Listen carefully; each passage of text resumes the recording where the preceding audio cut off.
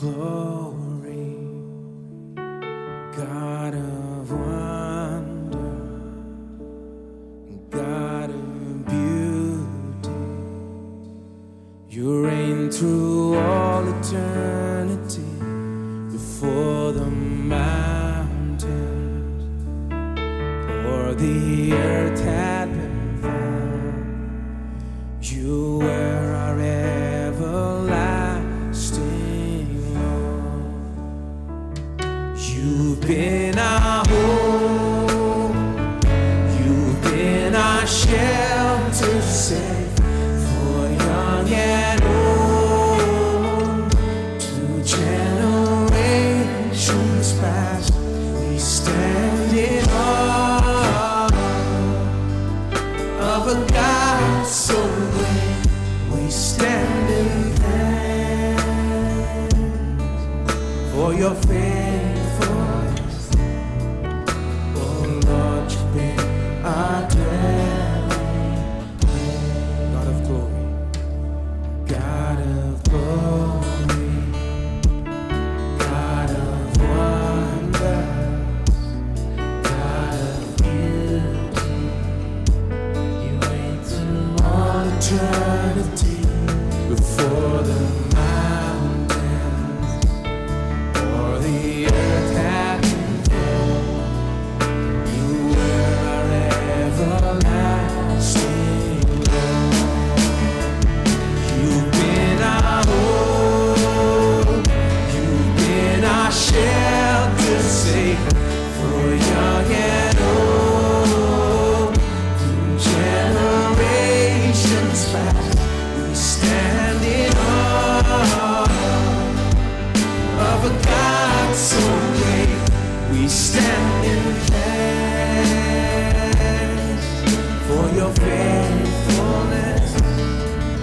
Oh Lord, you've been our dwelling place. God of glory, God of wonders, God of beauty, you reign through all eternity before the mountains or the earth had been formed. You will our everlasting. Tell him what he's been to you. You've been our hope, you've been our shelter safe for young and old. Through generations past, we stand in awe of the God so great. We stand in thanks for your faithfulness. Oh Lord, you've been our joy, you've been our hope, you've been our hope, you've been our shelter safe for young and old. Through generations past, we stand in awe of a God so great. We stand in thanks for your faithfulness. Oh Lord, you've been our dwelling place. Oh Lord, you've been our dwelling place. Oh Lord, you've been our dwelling place.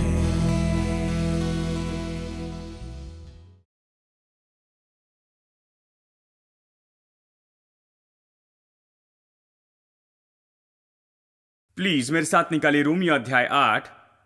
Romeo अध्याय 8। आज नई बात देखेंगे आज के दिन। अब हम शुरू कर रहे हैं कि कैसे हम परमेश्वर की संतान हैं, हम परमेश्वर के बेटे या संतान हैं। बाइबल के अनुसार सब लोग कहें हम परमेश्वर की संतान हैं।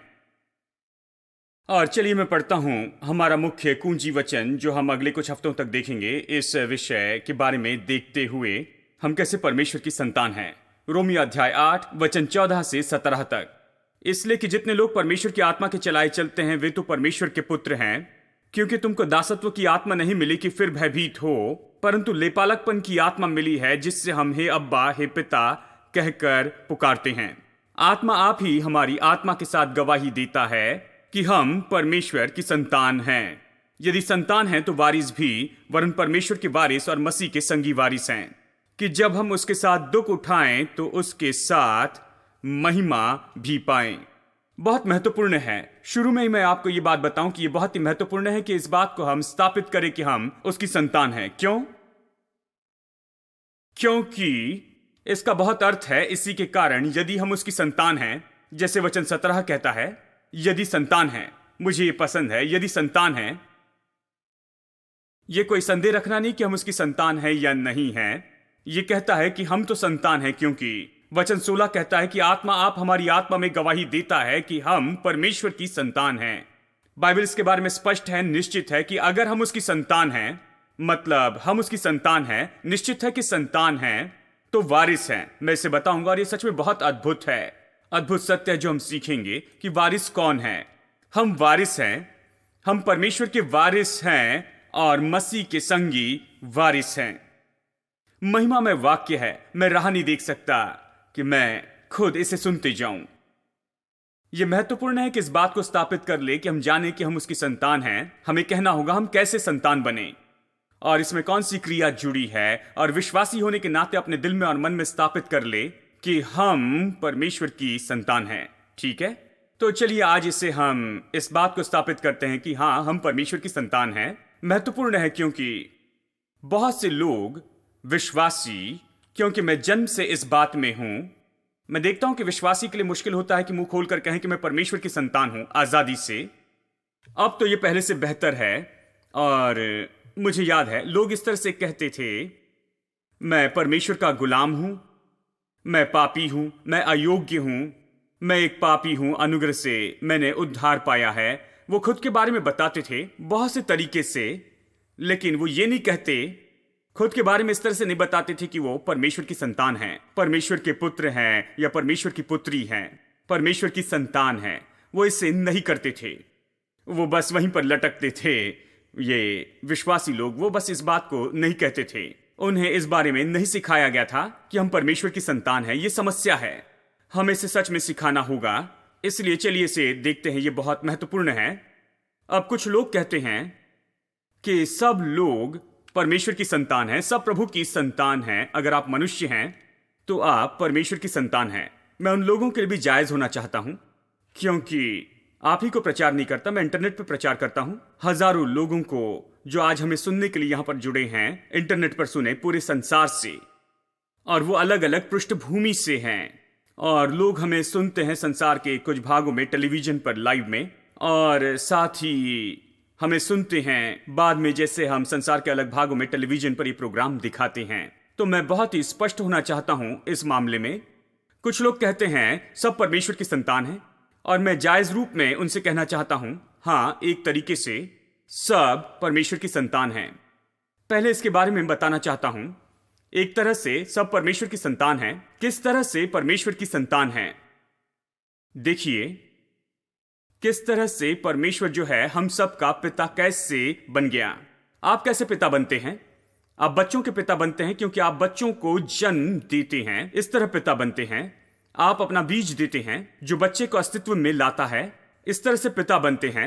अब पिता होना एक बात है, लेकिन पिता होने की जो जिम्मेदारी होती है वो आती है पिता बनने के बाद। आप पिता बनते हैं, फिर भोजन देना है, देखभाल करना है, प्रयोजन करना है, और अपने बच्चों के लिए सब कुछ करना पड़ता है।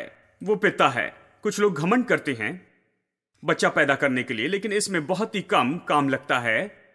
लेकिन बच्चे की परवरिश करना बहुत ही अलग बात है। बच्चों की सुरक्षा करना, उसके लिए प्रयोजन करना और सच में बच्चे को बढ़ाना, ये तो पूरी तरह से अलग कहानी है।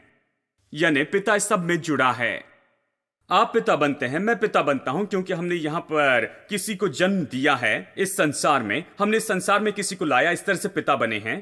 इस तरह से उनकी देखभाल करने की जिम्मेदारी हम लेते हैं। अब परमेश्वर यहां पर इसी तरह से कहता है, वो तो पिता बना हमें बनाने, हमारी सृष्टि करने के द्वारा। उसने ये संसार बनाया, उसने हम सबको बनाया। इसलिए वो हमारा पिता है, इस तरह से हम कह सकते हैं। अब ये पिता अच्छा पिता है। मनुष्य के पाप करने के बाद भी उसने इस पिता को दूर किया अपने जीवन से। फिर भी वो कहता है कि इस संसार में मैंने तुम्हें लाया है, इसलिए मैं प्रतिदिन तुम्हारे ऊपर सूर्योदय करूंगा और समय समय पर बारिश होती जाएगी। और इसीलिए आज सुबह किसी ने सूरज के लिए प्रार्थना नहीं की, वो आ ही गया बिल्कुल सही समय पर।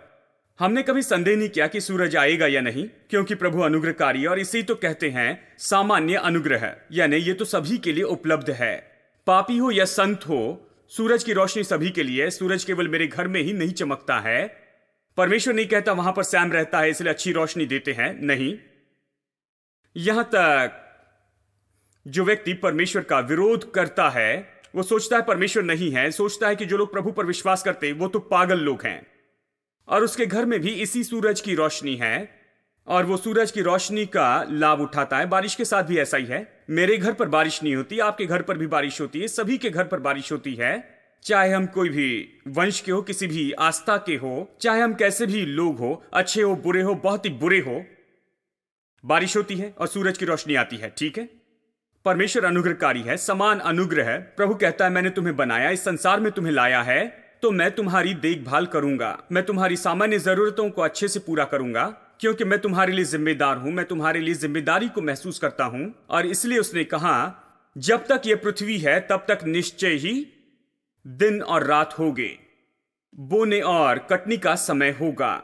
मतलब बोने पर काट सकते हैं, ये काम करेगा, पृथ्वी काम करेगी। कल्पना कीजिए अगर ये बंद हो जाए, हम सब नाश हो जाएंगे। देखिए ये काम करती है, चाहे आप अच्छे हो या बुरे हो, ये काम करती है।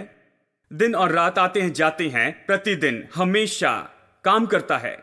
तो ये है समान अनुग्रह जो परमेश्वर हर एक को देता है। ये समान अनुग्रह है क्योंकि परमेश्वर पिता है, वो इस जिम्मेदारी को महसूस करता है अपने कंधों पर कि इसे करना होगा, और वो इसे करता है, और इस तरह से वो पिता है। लेकिन बाइबल तो इसके बारे में कुछ सिखाती है, और इसे आप गौर से सुनिए। मेरे साथ निकालिए प्रेरित अध्याय 17। यहां पहले आपको दिखाऊंगा कि कैसे पौलुस यही बात कहता है जो मैं अभी आपको बता रहा हूं। एक तरह से परमेश्वर तो पिता है सभी का, और हम सच में परमेश्वर की संतान हैं। पौलुस ये मानता है। वो एथेन नाम के नगर में जाता है, ग्रीस में ये विख्यात जगह है। ये जगह अपने फिलोसॉफिकल शिक्षा के बारे में विख्यात है। लोग तो आदि हैं सुनने के लिए कि यहां से बहुत से फिलोसोफर आते हैं और बहुत बातों के बारे में बताते, और वो साथ ही बहुत ही धार्मिक लोग भी हैं। तो पौलुस वहां पर जाता देखता है कि बहुत सी वेदियां हैं, हर कोने में वेदी है और हर वेदी का नाम है, और वो उसे ईश्वर कहते हैं, उनका नाम है। और जैसे वो वहां पर घूमकर सब कुछ देख रहा था, वो एक वेदी को देखता है जिस पर नाम था अनजाने ईश्वर के लिए, अनजाने ईश्वर के लिए वेदी। ऐसे लगता था कि वो लोग सोच रहे थे कि परमेश्वर कौन है। एक ने सोचा ये ईश्वर है, दूसरे ने कहा वो ईश्वर है। वो ईश्वर को चूकना नहीं चाहते थे, परमेश्वर को खोजने में वो सटीक थे। कहा चलो इसकी आराधना करते, शायद ये ईश्वर होगा। दूसरे ने कहा शायद ये ईश्वर है, तो उन्होंने कहा चलो इसके लिए भी एक वेदी बनाते हैं। हम चूकना नहीं चाहते हैं, अगर वो ईश्वर है तो उसकी उपासना करेंगे, और चलो इस देवी के लिए वेदी बनाते हैं क्योंकि ये शायद ऐसी देवी है जिसकी हमें उपासना करनी चाहिए। तो निश्चित होने के लिए पूरी बातों को उन्होंने अच्छे से मजबूत किया। उन्होंने बहुत से ईश्वरों के लिए वेदी बनाई कि वो चूक न जाए इसलिए। और सारी वेदी बनाने के बाद में, सारी वेदियों के नाम देने के बाद में, और ये सब उन्होंने देखा और कहा ठीक है, हमने बहुत से ईश्वरों को देखा है, लेकिन मैं सोचता हूं कि अभी भी असली ईश्वर को नहीं देखा। हमें पता नहीं वो कौन है, तो चलो एक वेदी बनाते और उसका नाम रखते हैं अनजाने ईश्वर के लिए वेदी। और पौलुस इसे देखता है और प्रचार करने के लिए इसे एक मौके के रूप में देखता है, और वो कहता है मैं इस अनजाने ईश्वर का प्रचार करने आया हूं। इस तरह से अपना प्रचार शुरू करता है। इस संदेश में प्रेरितों के काम अध्याय 17 वचन 28 में आप ये पढ़ते हैं, क्योंकि हम उसी में जीवित रहते। वो कह रहा है कि हम कैसे इस परमेश्वर में जीते हैं और चलते फिरते और स्थिर रहते हैं, जैसे तुम्हारे कितने कवियों ने ये कहा है। वो बाइबल से नहीं बता रहा था, वो बाइबल को नहीं जानते थे, वो मसीह को नहीं समझ रहे थे, उन्होंने बाइबल नहीं पढ़ी थी। उसने कहा ठीक है, तुम्हारे कवियों ने कहा है, उन्होंने क्या कहा? उन्होंने कहा हम तो उसी के वंशज हैं। वो कहता है तुम्हारे कवियों ने कहा है कि हम सब, वो एथेन के लोगों से कह रहा है जो बहुत से ईश्वरों की उपासना करते थे, वो कहता है कि हम इसी परमेश्वर के वंशज हैं, हम तो उसी के वंशज हैं।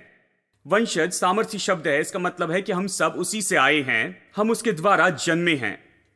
केवल इतना ही नहीं कि उसके द्वारा बनाए गए हैं, हम तो उसकी संतान हैं। सच में वंशज यही तो है, आपके बच्चे आपके वंशज हैं। ये सामर्थ्य शब्द है। वो कहता है तुम्हारे कवियों ने कहा है कि हम उसके वंशज हैं। तो यहां मैं पौलुस के साथ सहमत हूं। पौलुस इस बात को मानता है। उसने नगर में जाकर यह नहीं कहा कि देखो तुम परमेश्वर की संतान नहीं। चलिए इस बात को पहले स्थापित करते हैं। हां, हम सब एक तरह से परमेश्वर के वंशज हैं। तुम्हारे कवियों ने भी यह कहा है, यह सच है। लेकिन बाइबल एक और चित्र देती है, हमें इसे अच्छे से सीखना होगा पूरी तरह से। देखिए यूहन्ना अध्याय 8 में यहां पर एक विरोधी चित्र है जो बताया गया है। यहां पर पौलुस एथेन में यह कह रहा है कि सभी लोग यानी सभी मनुष्य तो हम सब परमेश्वर की संतान हैं। हां, एक तरह से हम सब परमेश्वर के वंशज हैं, लेकिन हमें वचन को देखना है, वचन का अध्ययन करना है तुलना करते हुए, और सत्य को जानना है कि सत्य क्या है। क्या आज सब परमेश्वर की संतान है? अब मैं आज ये कहना चाहता हूं केवल आपको खुश करने के लिए कि मुझे यह कहना तो पसंद आएगा कि मैं यहां पर खड़े रहकर कहूं हम सब परमेश्वर के वंशज हैं, चाहे आप कोई भी क्यों ना हो। इस संसार में सब लोग परमेश्वर की संतान हैं। हम सब परमेश्वर की संतान हैं। हम सब लोग आमीन कहेंगे और आप खुशी से जाएंगे, मैं खुशी से जाऊंगा, मुझ पर कोई पत्थर नहीं फेंकेगा। लेकिन एक समस्या है, मैं इसे कहना चाहता हूं बस आपको खुश करने के लिए, संसार को खुश रखने के लिए। मैं ये कहना चाहूंगा हम सब प्रभु के वंशज हैं। सच में विश्वास कीजिए। कौन परेशानी में आना चाहेगा? मैं नहीं चाहता। लेकिन एक सवाल है, और मैं सोचता हूं यह बहुत ही व्यवहारिक सवाल है, इसका जवाब देना चाहिए। और सवाल तो यह है, यदि हम सब परमेश्वर के वंशज हैं, सब प्रभु की संतान हैं, तो फिर क्यों हम कई बार इतने बुरे होते हैं? और ये बुरा स्वभाव जो हम में है, ये कहां से आता है? क्यों लोग हत्या करते हैं? क्यों लोग चोरी करते हैं? क्यों लोग दूसरों को नाश करते हैं? क्यों लोग इतने दुष्ट हैं? परमेश्वर लोगों के दिल को देखता है, बाइबल कहती है, और वो इसे बहुत ही बुरा देखता है कि वो सह नहीं सकता। क्यों? यदि हम परमेश्वर की संतान हैं, अब यदि पिता बहुत अच्छे हैं, पूरी तरह से अच्छे हैं, सिर से पैर तक अच्छे हैं, और उनका बच्चा सिर से लेकर पैर तक बुरा है, तो आप कहते हैं आप कहां से आए? क्या पक्का है कि ये आपके पिता हैं? ये सवाल उठता है, ठीक है?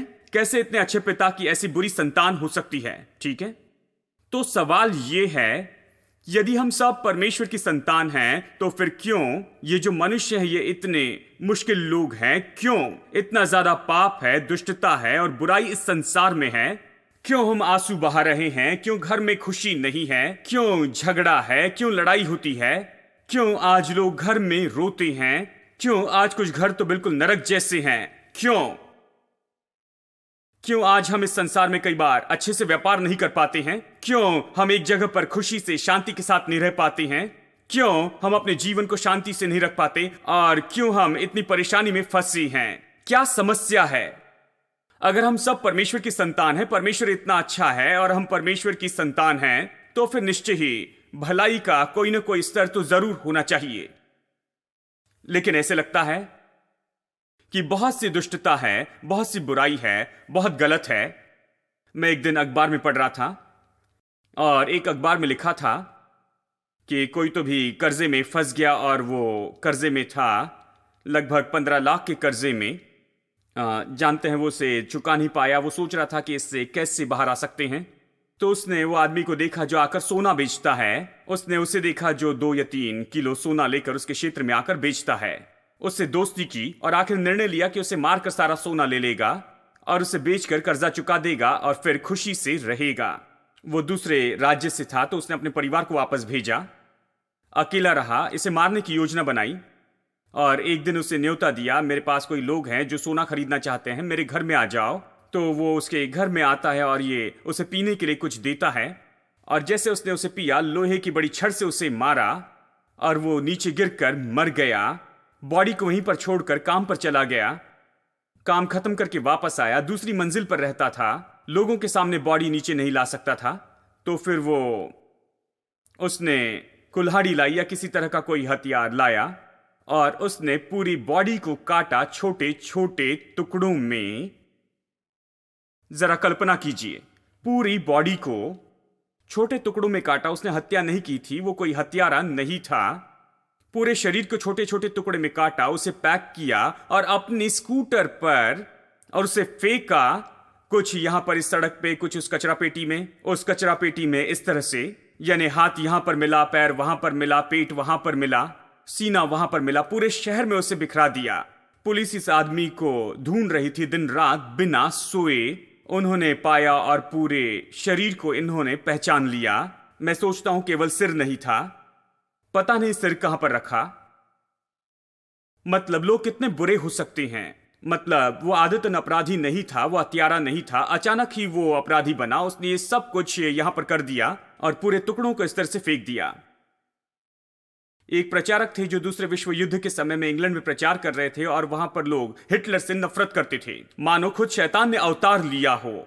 लंदन पर बॉम्बिंग कर रहे थे, वो प्रचार कर रहे थे और सभा में उन्होंने कहा कि तुम हिटलर से नफरत करते हो, तुम्हें लगता है कि शैतान ने अवतार लिया है और हिटलर से बुरा कोई भी नहीं है। लेकिन मैं आपको बताऊं, उन्होंने कहा, जो हिटलर में है वो तुम सभी में है। उन्होंने कहा, आपको बस मौका नहीं मिला कि आप अपने अंदर के इस हिटलर को दिखा सके, इस विचारधारा को। कुछ लोग तो अपने घर में हिटलर हैं, वो हिटलर पति हैं, और कुछ लोग तो हिटलर पिता हैं, और कुछ लोग तो हिटलर दादा हैं। जानते हैं, बहुत से हिटलर हैं, ये सत्य है। आपको इसे मानना नहीं होगा, इसके लिए आमीन नहीं कहना होगा, मैं समझता हूं, मैं प्रचारक रूप में समझ सकता हूं, आप मुश्किल में पड़े हैं। लेकिन ये सत्य है। आप जानते हैं कि ये सत्य है कि बहुत से हिटलर हैं हमारे पूरे देश में, और हर एक देश में ये हिटलर की विचारधारा, मनोदशा की, हाँ मैं जो कुछ भी चाहता हूं मैं उसे जरूर करूंगा, और अगर मैं तुम्हें पसंद नहीं करता तो गैस के कमरे में बंद कर बड़ी संख्या में तुम्हें मारूंगा, मुझे परवाह नहीं। देखिए, इस तरह की मनोदशा होती है। बस कुछ लोगों को मौका नहीं मिला है कि वो हिटलर हो जाए इस तरह, जानते हैं, और उन्हें अगर सही वातावरण मिल जाए, मौका मिल जाए, तो वैसे ही बनते हैं। आप नहीं जानते मनुष्य में क्या है, लेकिन प्रभु मनुष्य के दिल को देखता है। हम यहां पर यही तो कह रहे हैं। और देखिए, यही तो असली चित्र है, और इसीलिए मुझे ये बहुत ही मुश्किल दिखता है कि बस यहां पर खड़े रहूं और बस आपसे कहूं, हालांकि ये मुझे पसंद है। ये कहना मेरे लिए मुश्किल है कि हम सब परमेश्वर की संतान हैं, तो चिंता ना करो, चाहे आप कोई भी क्यों ना हो, कुछ भी क्यों ना करें। देखो, हम सब प्रभु की संतान हैं। नहीं कह सकता, मैं यहां पर खड़े रहकर सच में ये नहीं कह सकता हूं अपने पूरे सच्चे विवेक से कि हम सब परमेश्वर की संतान हैं, क्योंकि मेरा जो विवेक है कुछ और ही बात कहता है कि हमारी समस्या है और हम सब परमेश्वर की संतान नहीं हैं, और हम सब परमेश्वर की संतान नहीं हो सकते। और बाइबल ये सिखाती है, Master, Savior, coming King, He's good to me. Creator of everything, He's good to me. And when I'm down, feeling low, there is somewhere I know I can go.